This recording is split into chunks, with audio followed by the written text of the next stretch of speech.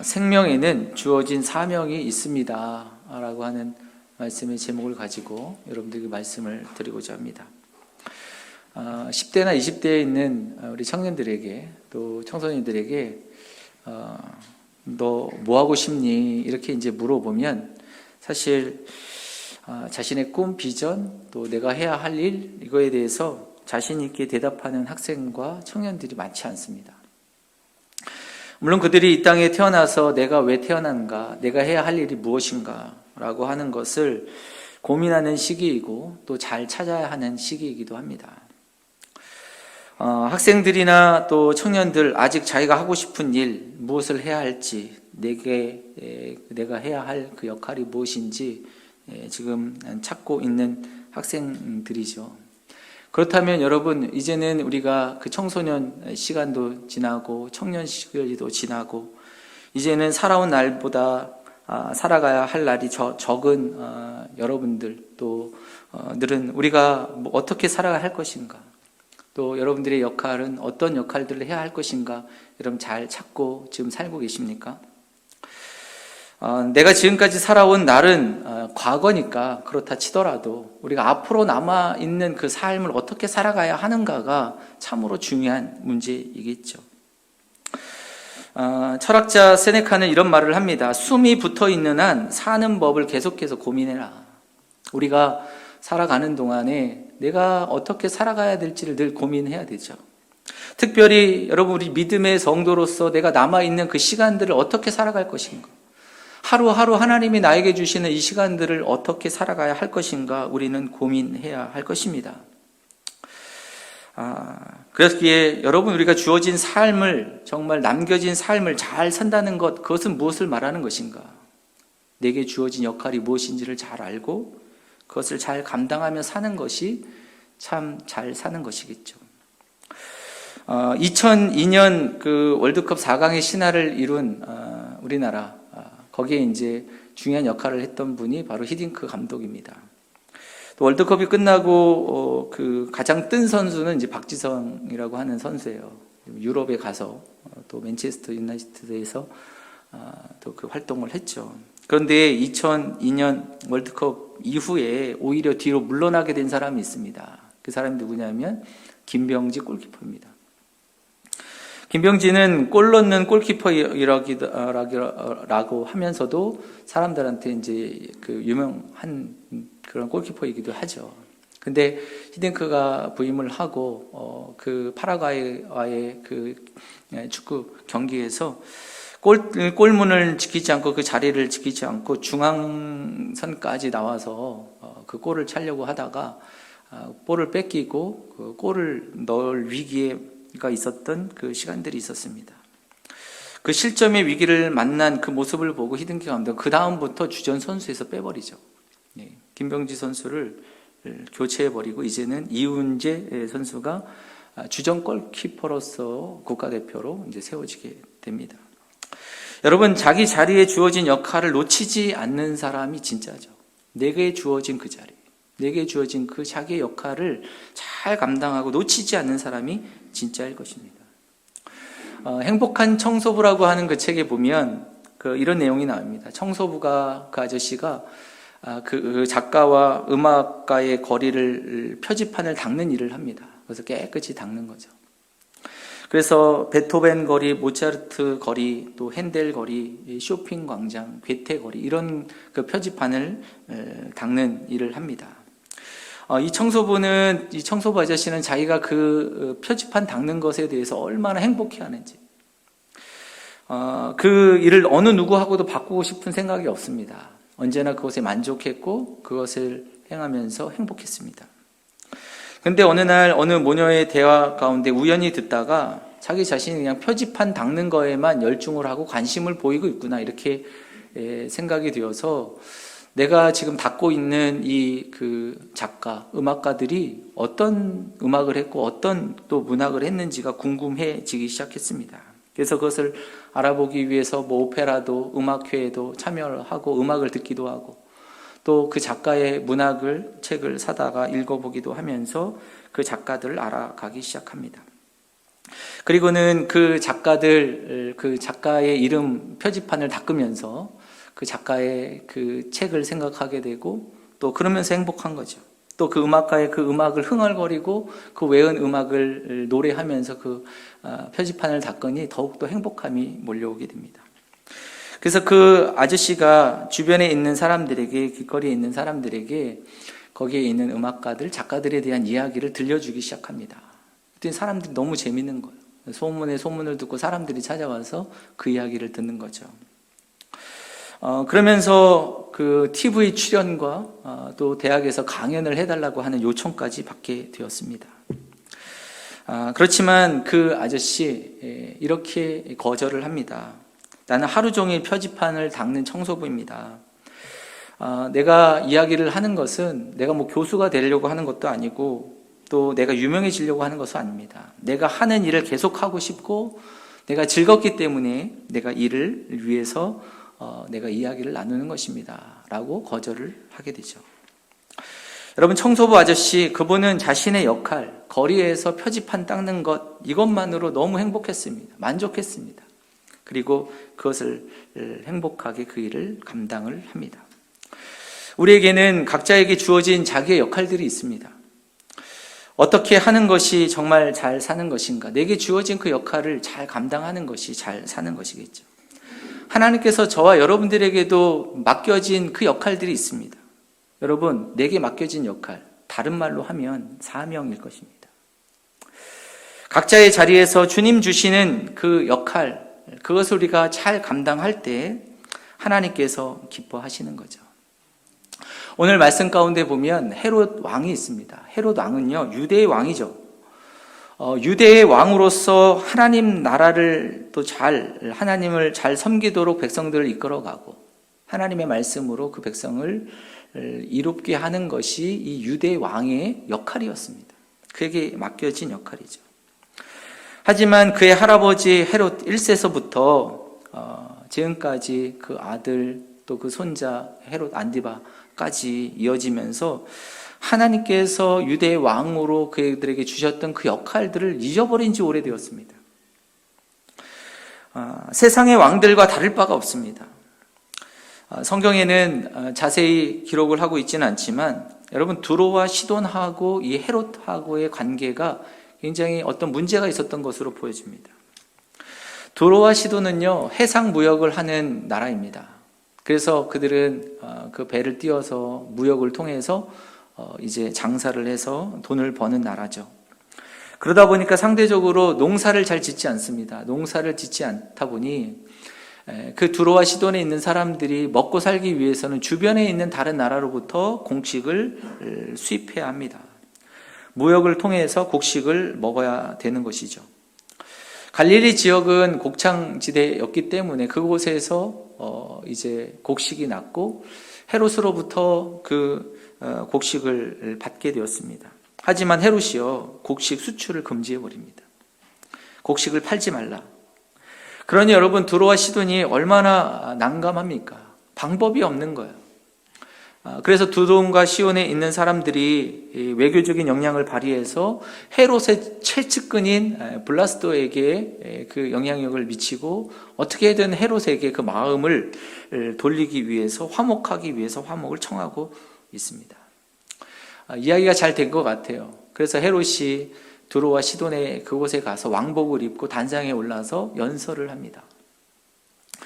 여러분, 연설을 듣고 나서 거기에 있는 백성들이 헤롯을 향하여서 이야기합니다.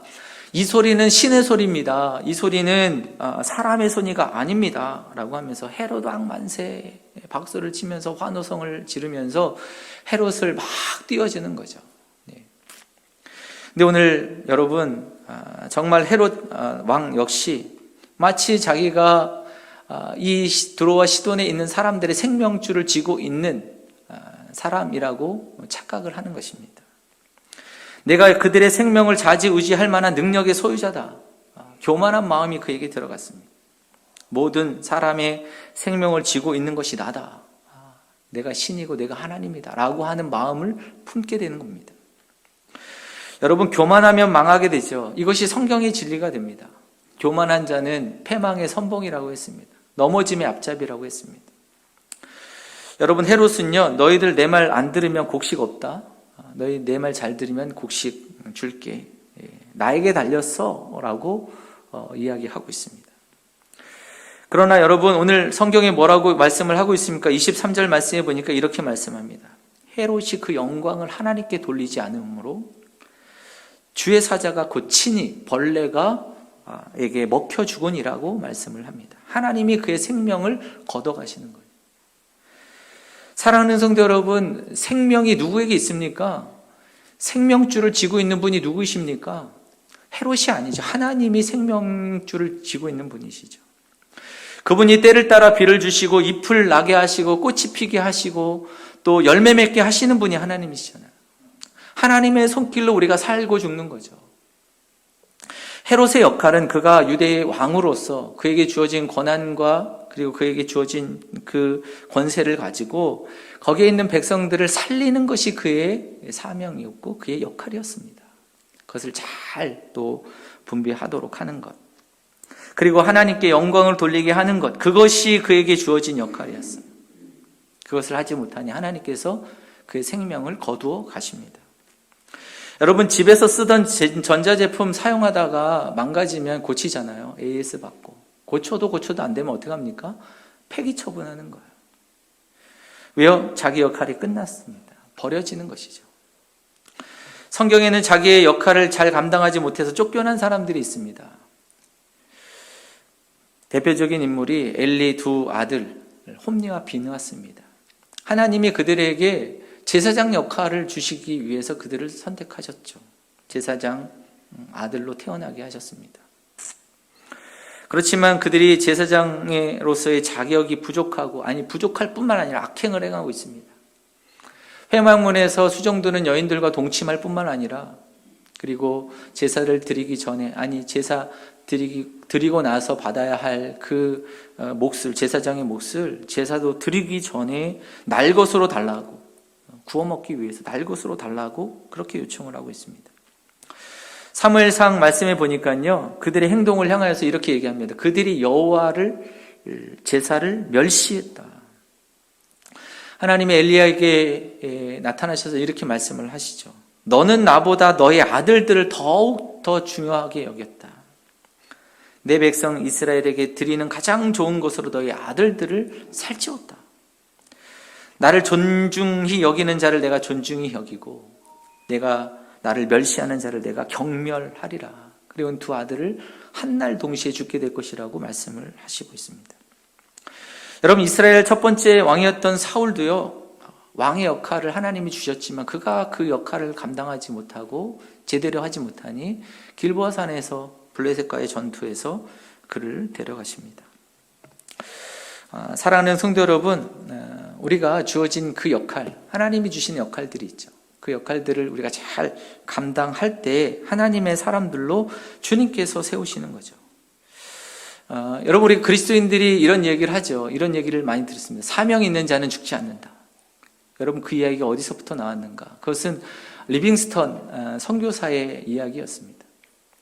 그분이 19세기 중반 30년 동안 그는 아프리카 대륙을 3번이나 횡단을 하면서 그 남부와 중부와 동부를 다니면서 그 아프리카에 약 한 60만 명 되어지는 사람들을 예수님께로 인도한 스코틀랜드 출신의 선교사였습니다. 우리가 잘 알죠. 그분이 1813년에서 1873년까지 60년의 인생을 살아오면서 아프리카 선교 역사에 정말 기념비적인 업적을 남긴 분이십니다.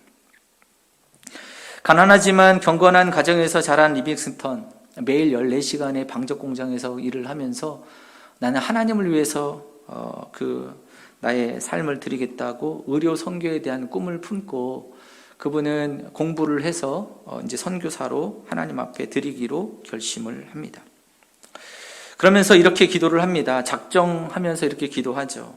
주님, 어느 곳이든 보내주십시오. 오직 주님이 저와 그곳에 함께 가주십시오. 어떤 짐이든 주십시오. 견뎌낼 힘을 주십시오. 오직 주님의 심장과 주님을 섬기는 자로 저를 묶어 주십시오. 그분은 언제나 하나님 앞에 헌신된 기도를 주님 앞에 드리면서 그렇게 살기로 마음을 먹습니다. 헌신의 기도를 드리고서 주님의 음성이 그에게 들렸습니다. 내가 너와 세상 끝날까지 함께 할 것이다. 마태복음 28장에 있는 예수님의 마지막 승천하시면서 주셨던 그 말씀이 들려진 거죠. 그분이 아프리카 전 지역에 그 30년 동안 목숨을 걸고 위험의 일들이 많았지만 사명을 감당할 수 있었던 것은 그 말씀 때문이었다고 이야기를 합니다. 사실 리빙스턴이 원래 계획은 중국으로 의료 선교를 가는 거였지만 아편 전쟁 때문에 가지 못하고 인도로 또 그 삶의 그 선교를 가려고 했지만 길이 열리지 않고 그분이 아프리카로 가게 되었습니다. 그 당시만 해도 아프리카는 누구도 잘 알지 못하는 그런 그 불모지 같은 그런 그곳에 첫 번째 아프리카 선교사로 가게 되어지죠. 그곳을 다니면서 지도를 만들고 탐험을 하고 복음을 전하고, 그래서 그 이후에 선교하는데 그 지도를 사용하는 수많은 선교사들이 나오게 됩니다. 여러분, 그분이 그 사역을 하면서 죽을 고비를 수도 없이 넘깁니다. 그 사람을 또 죽이고 맹수들을 죽이는 그런 원주민들을 만나면서 위협을 받기도 하고요. 사자를 만나서 어깨를 물려서 못 쓰게 되는 상태까지 또 거하게 되어집니다. 그때 하나님 앞에 그 죽음의 위협 속에서 하나님 앞에 고백합니다. 나는 사명을 다 완수하기까지는 죽지 않는다. 이것이 그분의 고백이었죠. 그분은 자신의 사명을 온전히 이루고 또 어려운 그 모든 상황 속에서 믿음의 고백을 하면서 그 사명을 감당하시죠. 그리고는 한 호주 근처 오두막집에서 하나님 앞에 무릎 꿇고 기도하시다가 그 자리에서 하나님의 부르심을 받게 됩니다. 사랑하는 성도 여러분, 우리가 다 선교사가 되라는 것은 아닙니다. 그렇지만 여러분, 분명한 것은 하나님이 우리에게 생명을 주시는 것은 우리에게 맡기신 역할이 있다는 것이죠. 우리에게 맡기신 사명이 있다는 것입니다. 리빙스턴은 그가 주어진 그 역할이 주님께서 선교사로 나를 부르시고 헌신하기로 작정하면서 내게 주어진 그 역할을 감당하기 위해서 최선을 다했습니다. 이사야서 55장 10절 11절 말씀해 보니까 이런 말씀이 있습니다. 제가 공동 번역으로 읽으면 이렇습니다. 하늘에서 쏟아지는 비, 내리는 눈이 하늘로 돌아가지 아니하고 땅을 흠뻑 적시어 싹이도 다 자라게 하며 씨 뿌린 사람에게 씨앗과 먹을 양식을 내주듯이 내 입에서 나가는 말도 그 받은 사명을 이루어 나의 뜻을 성취하지 아니하고는 그냥 나에게로 돌아오지 않는다. 여러분, 하나님께서 우리에게 말씀을 주시고 그 말씀이 또 주어진 그 받은 그 사명을 이루고서야 주님 앞에 돌아온다고 말씀을 하고 있습니다. 사랑하는 성도 여러분, 생명의 주인이 하나님이시죠.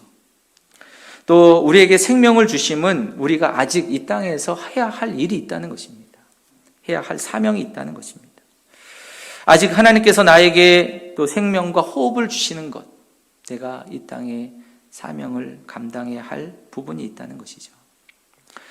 사랑하는 성도 여러분, 그러기에 오늘 하루 생명 주신 그 주님, 또 우리에게 호흡이 여전히 있다면 이 땅에서 해야 할 일이 있음을 우리가 알고, 생명이 있으면 사명이 있음을 알고 그 역할들을 아름답게 감당하시는 믿음의 성도들이 되시기를 간절히 바랍니다.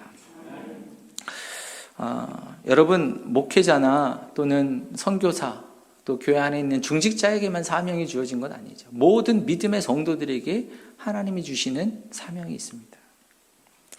오늘 말씀을 통해서 두 가지만 여러분들에게 말씀을 드리고자 합니다. 첫 번째, 사명이 무엇일까? 우리에게 주어진 사명이 무엇이겠습니까? 그것은 내게 주어진 그 자리에서 사랑하라는 것입니다. 사랑하는 것이 우리에게 주어진 사명이죠. 여러분, 하나님께서 우리 각자의 삶의 자리를 주셨습니다. 헤롯 왕에게 그에게 왕의 자리를 주신 이유가 있어요.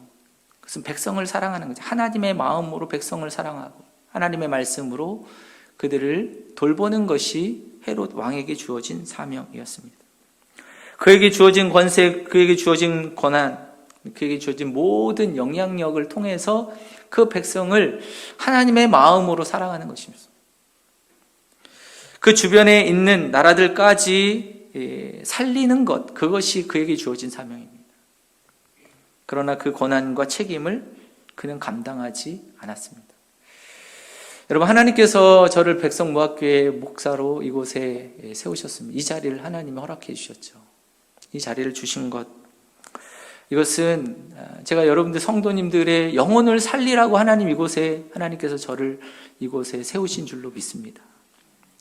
제가 담임 목사의 자격이 어디서 나오는가? 그 자격은 신학교 졸업했다고 졸업장에서 나오는 게 아니죠.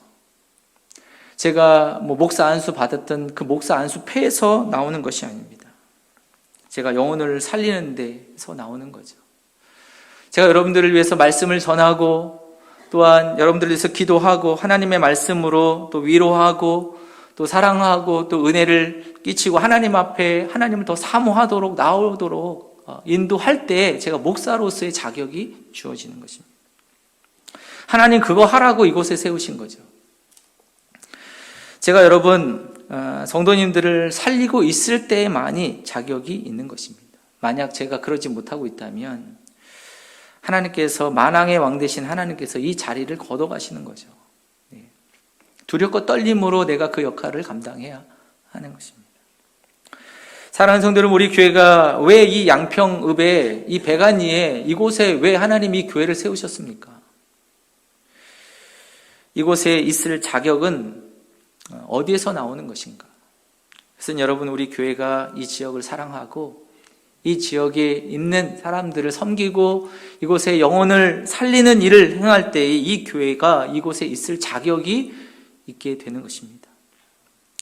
우리가 이 지역을 사랑하고 품고 우리가 기도해야 하고, 또한 이분들의 영혼을 위해서 우리가 또 애써야 하는 거죠. 믿음의 교회가 이 지역의 사회를 또 섬겨야 합니다. 그게 존재 이유고요. 예수님께서도 말씀하셨던 것처럼 너희가 서로 사랑하면 너희가 내 제자인 줄 안다. 제가 이제 보니까 우리 성도님들 가운데 아침 저녁으로 이곳에 이렇게 걸으시면서 운동하시는 분들이 여러 계시더라고요. 저도 시간이 될 때마다 하루에 한 1시간 정도 이렇게 걷습니다. 이렇게 내과 그 근처로 이렇게 뚝방을 이렇게 걷기도 하고, 이 지역을 한 바퀴 돌기도 하고 걷는데, 걸으면서 여러분 보시잖아요. 건물들도 보고 상가들도 보고 또 지나가는 사람들도 보고 이 지역에 있는 그 연립들, 아파트들 보면서 우리가 기도하는 거죠. 하나님, 이곳에 있는 영혼들을 살려주십시오. 그러면서 우리가 걷는 거죠. 사랑하는 성도 여러분, 그 마음으로 여러분 이곳을 주님 살려주십시오. 하나님 그 일에 나를 또 사용하여 주십시오. 이 마음으로 우리 함께 주의 일들을 감당하시는 저와 여러분들이 되시기를 간절히 바랍니다. 이번에 정인이 학대 사망의 재판으로 양모는 사형 선고를 받았고, 또 양부에게는 7년 6개월의 구형이 되었습니다. 사실 여러분, 한 아이를 입양한다는 것은 얼마나 아름다운 일입니까? 부모가 없는 아이들을 가슴으로 낳아서 부모가 되어준다는 거, 정말 사랑 없이는 안 되는 일이죠. 얼마나 귀한 일입니까? 이번에 그 입양을 연결해 준 그 아동복지재단을 향하여서 SNS 또 인터넷 상에서 사람들이 얼마나 비난을 하는지, 공격을 합니다. 사실 여러분, 입양을 해보시려고 한번 그 절차를 밟아 보신 분이 계십니까? 그 입양 절차가 엄청나게 까다로워요. 내가 그냥 사랑한다고 해서 그 아이를 입양할 수 있는 게 아닙니다. 그 절차가 굉장히 복잡하고 오랜 시간 동안의 심사를 거쳐서 입양을 하게 되어지는 거예요. 어떻게 보면 그 아이를 정말 사랑하는 그 부모들은, 그 아이를 입양하고 싶은 그런 부모들은 그 절차가 너무도 지루하고 힘들게 느껴질 것입니다. 하지만 서류만 띡 준비해가지고 이 아이를 이용하려고 하는 사람에게는 별로 힘들지 않은 시간들일 수 있을 것입니다. 여러분, 아이에게 부모의 자격이 되어지는 것이 무엇입니까? 서류상으로 내가 부모의 되어 있으면 부모의 역할의 자격이 주어지는 것입니까? 그렇지 않을 것입니다. 정말 그 아이를 사랑할 때에 부모의 자격이 주어지는 거죠.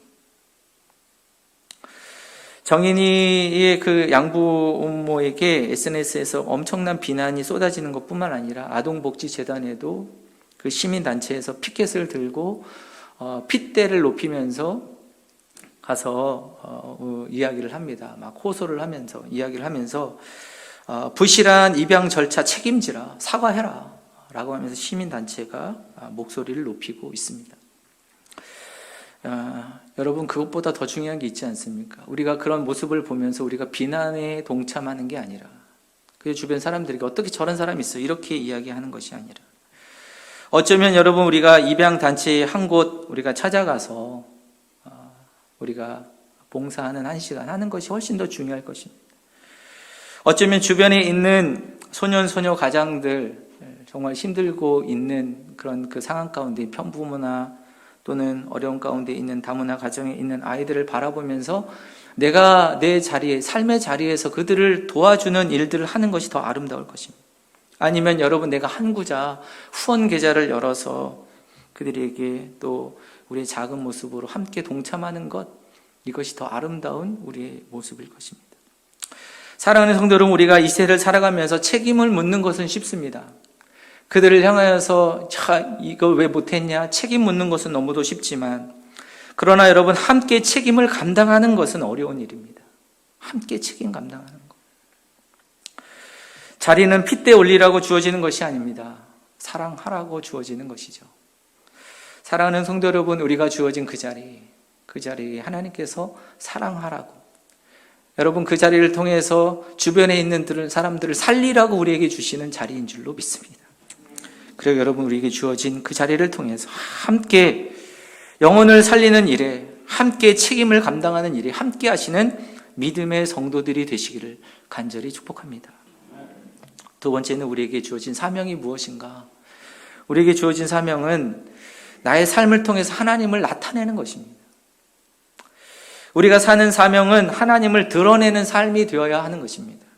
오늘 분명하고 선명하게 헤롯의 삶에 대해서 하나님께서 말씀하신, 하나님의 영광을 드러내지 않았다, 그 모든 영광을 하나님께 돌리지 않았다고 하나님께서 말씀하시고 있습니다. 성도의 제일 된 목적은 하나님을 영화롭게 하고 그분을 영원토록 기쁘시게 하는 것이 우리 믿음의 성도의 가장 제일 된 목적이라고 이야기합니다. 여러분, 내게 주신 힘, 내게 주신 권한, 그리고 내게 주신 모든 것, 그 다 하나님이 우리에게 주신 거잖아요. 여러분 동의하십니까? 하나님으로부터 받은 거잖아요. 하나님이 주신 거예요. 그래서 여러분, 믿음의 성도는 하나님께로 받아서 내 것이 아닙니다. 하나님 나에게 주신 것입니다. 이것을 고백하는 성도가 믿음의 거룩한 성도죠. 내가 거룩한 주님의 일을 행하고 나서도 하나님, 내가 하여야 할 일을 한 것뿐입니다. 하나님이 주셔서 한 것입니다. 우리가 고백하는 것이 참으로 믿음의 성도죠. 나를 드러내는 것이 아니라 하나님을 드러내는 것입니다. 하나님이 하게 하셨습니다. 하루는 애굽의 바로가 꿈을 꾸었지 않습니까? 해석을 하지 못하자 요셉을 불러서 네가 꿈을 잘 해석한다지, 네가 꿈을 해석해 달라고 얘기합니다. 꿈을 해석하고 나니까, 야, 어떻게 이렇게 꿈을 잘 해석하냐 요셉에게 이야기할 때 요셉이 대답합니다. 제가 꿈을 해석한 것은 제가 한 게 아닙니다. 하나님이 알려주셔서 한 것입니다. 다니엘도 똑같은 이야기를 합니다. 하나님이 그것을 해석을 알려주셨습니다.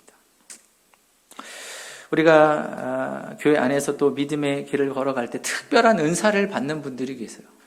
신유의 은사도 받고 또 영분별함과 또 예언의 은사들을 받기도 합니다.